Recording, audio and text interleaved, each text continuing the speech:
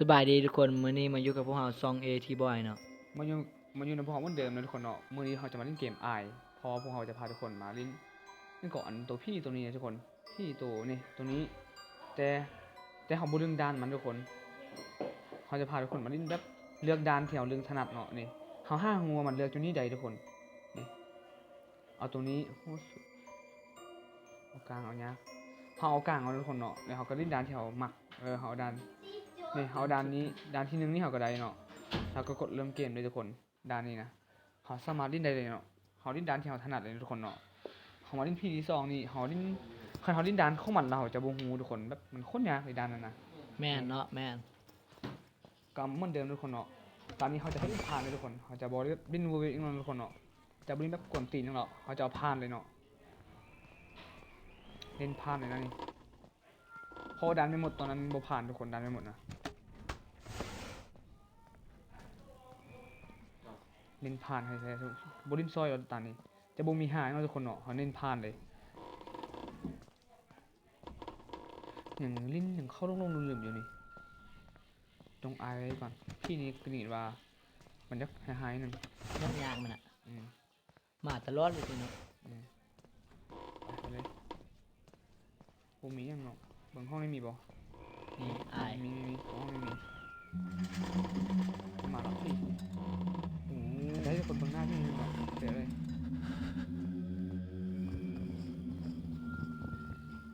อุ้ยโอ้โหมันนี่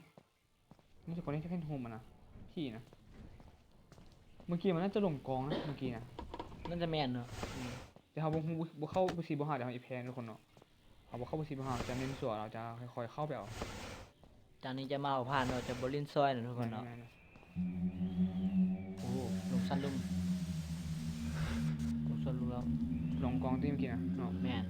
ลงกองขึ้นเทิงเขานะสเต็ปเดิมสเต็ปแบบเหมือนเดิมนะทุกคนลงกองขึ้นเทิงบ่แบบบ่เวกเราบ่วอกแวกเนาะทุกคนเนาะแม่นเก็บช่องเลย ตอนนี้กูจะเฮ็ดทุกไวถึงจะนั่นก็สร้างข้อน้องแบบผ่านเบิ่งตอนหน้าเขาจะมาดิ้นแบบสิวๆเบิ่งหน้าพี่ให้ผมเข้าผ่านก่อนไม่มาหรอกโอ้ห้องสั่นโอ้เหี้ยมันอยู่มอขี้มันเลยดีอุ้ยครับเอาไม่เป็นเขาบุ้งเมื่อกี้นะ ทุกคนนี่นะทุกคนดูขี้โอ้โหเหี้ยอก ำลั ยาง ก จะ ลอ อง อกไปดิแต่บ่ออกไปเนาะบ่เป็นแนวเบิ่งมันอยู่ใส่นี่ มันไปทางนี้มันเดียวขั้ว นี่บอลประตูเมื่อกี้มันลงประตูแล้วกูเจอฮูเมื่อกี้ชื่อเจออะแม่นแม่น เนาะ ห้องนี้ยังไม่ได้เข้าเถอะเนาะ นี่เลยโอ้ในสุดก็เจอเรือแล้ว เข้าประตูนี่เลยอยู่ไงอยู่ด้านยังไงอยู่โอ้ย บ่มีแลนด์ไว้ กอ ใช่ ง เนาะ กองนี่ยังนั้นอยู่เขาจะบริ้นแบบรอเรื่องรออยู่แต่ให้ทุกคนเห็นหน้าอยู่แต่เขาจะเล่นพานให้ทุกคน แม่น อุ้ยตื่นมาสัตว์เอ้ย อุ้ยเหี้ย แต่เขา ไอ้ยังมาไหวใช่ปะ กูมาแล้วมานั่งแล้ว สัตว์เอ้ยเข้าไปได้เหี้ย อุ้ยเหี้ย เกือบไอ้เหี้ยเฮ้ย เอ้ยดิ เขาทุกคนมาเฮารอทุกคน เกินแน่น่ะทุกคน เขาเฮา โอ้ รอแล้ว มาจังไวพี่นี่ เดี๋ยวอีเพลงเฮารอแล้วทุกคนเฮาบ่ได้แล้ว มันบินไวแท้ป่ะพี่นี่ ตื่น เที่ยวนิดนึงก่อนทุกคน เขาจะมีตื่นก่อนเที่ยว ได้ยินเสียงอ่ะทุกคนคนร้อน ไปเฮาบ่ฮู้ว่ามันอยู่ซันเฮาเนาะคือว่ามันอยู่ซันกองเนาะทุกคนเมื่อกี้เนาะ แม่น ค่อยพาดอายเบิ่งบ่จื้อห้องเบิ่งผิด เก็บเครื่องอยู่ถึงหมดแล้วเราจะลงกองทุกคนเนาะ นี่มันนี่อยู่นี่นี่น่ะ แม่นติบ่แน่ใจเนาะ ไปเลยเฮาบ่ยานเนาะทุกคนเนาะเฮามีเรื่อยแล้วอะ มีแล้ว เรื่อยก็ แม่นเอาต้องไปเปิดประตูมันไว้ท่าบ่ ไปเฮามีเรื่อยแล้วไปเลย มีเฮ็ดที่ มีแล้ว มีเรื่อยก็ไปเลยบ่เล่นซอยบ่เวกหรอก ทางนั้นไว้ทางนี้ ทางนี้ โอ้แม่นกูมาแล้ว มาแล้วก็ไปเลยเนาะ มาไว้ใช่ป่ะ นี่ทุกคนประตูปิติ แต่เงินเรายังบ่พร้อมเด้อไอ้สัตว์ มันว่ามันพ่อเลย มันบ่พร้อมเถื่อเมื่อกี้มันอยู่ทันถึงสุดน่ะ แม่นละติ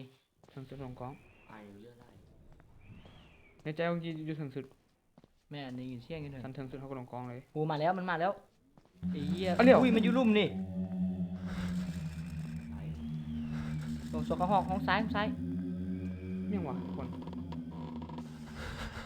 อุ้ย ไอ้เหี้ย โอ้เมี่ยงวะ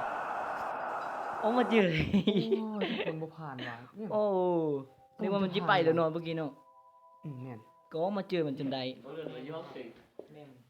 ว่าเมื่อกี้ได้ยินเสียงอยู่ถึง เมี่ยงวะ โอ้บันทึกเบิดอายเลย อาย อายพวกไอ้ไล่ ผมได้แม่งผมแบน เราเล่นใหม่เนาะทุกคนเนาะตาเมื่อกี้บ่ผ่านเนาะโอ้โห เมี่ยงวะเมื่อกี้กะว่าให้สู้แบบผ่าเบื้องหน้าเนาะ โอ้โหเซ็งเลย โอ้เสียงเสียงเมื่อกี้อะ คิดว่ามันอยู่เถิงเนาะทุกคนเนาะ แม่ โอ้ น โห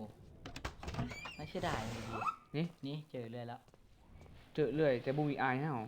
ห้องนี้บ่มีอายเนาะ นี่ระดับเมื่อกี้ง่ายๆไปนะยังผ่านวะ เนี่ย ปั่นกลางนะเมื่อกี้ เมื่อกี้เขาบอกมาแล้วน่าจะได้ โอ้แม่นเมื่อกี้คิดว่ามันอีโองกลับแล้วอีเดนทางไปทางล่างหันเดี๋ยวนี้อีเดนหนักหัว มาจนได้เนาะ พลาดจนได้ ชั้นถึงสว่างเลย โอ้โหน่านกดเชี่ยว มันมีอยู่นี่มีกระเป๋าอยู่เมื่อกี้ประตูสั่นอะ แม่น อายทำไอซีแล้ว ยัง กระเป๋ายัง มันอยู่ บ่ครบ ชั้น นะ ได้เนาะทุกคนเนาะ โมโหเป็นยัง เขาต้องลุมกันบอกเพราะว่าห้องลุมลิ้นยักษ์นิดหนึ่ง บ่ลุงมันมีประตูอยู่นี่นี่ประตูพานอยู่นี่ขึ้นมาแล้ว ชั้นได้วันนี้ สันนัง ชั้น วะ ถึงบอก แม่นอะสันนี่สิ อันนี้มันสั้นลูกก่อนนี่ บูแมน ยืดสั้นลูกนี่โบแมนนี่ นี่ลงมาแล้วไอ้สัตว์ ลงมาสันนี้นี่ก็ ลงมาชั้นเท่านี้ สัตว์ อุ้ยเดี๋ยวเราลงไปลุ่ม นั่นแหละ ไอ้เหี้ยเที่ยงกันนะยักเชี่ยวนิดหนึ่งเนาะทุกคนเนาะ ไปเถิงลงไปเถิงสุดง่ายๆคือเก่านั่นนี่แบบลงขึ้นเถิงลงเถิงขึ้นลง แมน บ่ต้องไปคนตีนมาแล้วนี่เห็นพอคุ้มป้าคุ้มคอแล้วเนาะโอเคเนาะ ห้องยังแค่กองบมเมนเทอร์เนาะ ตอนนี้กูจะพานไปไหวเดี๋ยวก็กูจะรีบจบเลย แมนนะตอนนี้จะผ่านข้อแป๊บผ่านไวๆเด้อทุกคนเด้อ แมน จะบรินซอยแล้ว เน้นพานเลยเน้นพานเลย ห้องนี้ยังไม่ได้เข้าเด้อ ตึมหน้าเด่นไม่อยู่ ยังไม่ได้เรื่อยใช่เนาะ อ่านเล็กนี่ นี่ห้อง เบิ่งรู้สึกว่าตอนนี้ไอ้น้อย แมน ทางกิ้วฟู ตามที่ฟู กูมาแล้ว ไหว คนได้ยินเสียงบ่ทุกคน อันเล็กนี่ มันทางมาทางได้วะ ทางนี้ดิ อีดอนมาเข้ามาทางนี้เลยไปทางนั้นเลย เสียงกำลังมาแล้วทุกคนเนาะ แมนบ่ต้องยานนะเอาลิ้นสิวๆทุกคนสิวๆนะเพื่อนเอาเลยอุ้ยตื่นตลอดเลยหมานี่ไปเลย แมน เมื่อกี้ก็เป็นแบบนี้แหละเบิ่งเมื่อกี้เขามีเรือแล้วเนาะ ย่างดิ เขามีแล้วมีแล้ว ได้ตอนต้นเกม แมน จะบอก 15หัวเราเข้าไปซอกจุบุนก็ได้ นี่คือทางนี้นะกูมาแล้ว ข้อจะมีไอก็พอนะเดี๋ยวนี้ นี่อ่ะ 5 อันตัวแหงมา เราต้องลงสั้นลงก่อน พันอยู่พัน นี่มันอยู่ห้องนี้ดิ เปิดประตูดี ก็ได้มั้งโอ้อยู่ห้องเขา อยู่ห้องหู ไปยังห้องกูมันไปเลยต้องยาน ในท่องเลือกแค่ซ่องท่องนะทุกคนเนาะ ก็จะผ่านเลยซ่องก็จะผ่านเลยทุกคน แม่น นี่โอ้โหตอนนี้ผ่านไว เขายังบริโภคสั้นลงเธอเนาะอ้าว มัน ก ว้า ลับมาห้องนี้ มาห้องนี้คือเก่าแล้วเอาลงกองเลย อ๋อ มันใช่ป่ะนี่ เดินเชิง แต่สั้นอันนั้นสั้นเริ่มต้น นี่ขันชั้นถึงแล้วเขาสัตว์ไปนี่เลย จุงแลนไวๆเนาะ ไปทุกคน เลือกซ่องท่องนะทุกคนเนาะนี่ นี่ เจอแล้ว จบแล้ว เอ้ามาไม่หรอก กูมาไม่แล้วไอ้เหี้ย แล้ว ฆ่ามันมานะทุกคนเนาะ มันมาเทนอ่ะ ได้ยินเสียง เข้าไปห้องนั้นมึงเปิดไอ้มึงไหม สองข้อมีไออันหนึงเด้อนี่งาม นี่ มีซ่ามัน มันขึ้นสันเทิ โอ้เมื่อกี้มันอยู่สั้นเฮาขึ้นถึงแล้วเบิ้งอีกเต็มบ้านหนึ่งแม่เพื่อชัดเจนไม่รับไม่ไปเลย ได้ใจ กลับมาดิ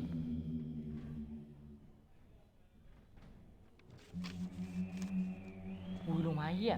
ใช่บอกลงมา ร้อย ก็จบก่อนอ้อ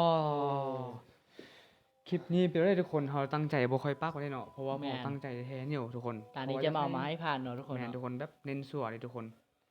ก็บ่ได้ยากปานใดนะดานนี้นะ แมน ซิวๆโอ้โหไอ้เหี้ย อยากให้ลิ้นดันได้ก็คอมเมนต์มาเด้อทุกคน แมน ไม่คนไหนวะนี่เก็บได้เหรอ ซิว ชิว ไม่ ซิว ไม่ เอากับปันได้วะเนาะมาแล้วก็คลิปนี้ก็ได้ก็ข้อจบคลิปอีกก่อนทุกคนเนาะฝากกดไลค์กดแชร์ติดตามด้วยทุกคนเนาะ ๆอย่าลืมกดติดตามให้เราด้วยเด้อ บาย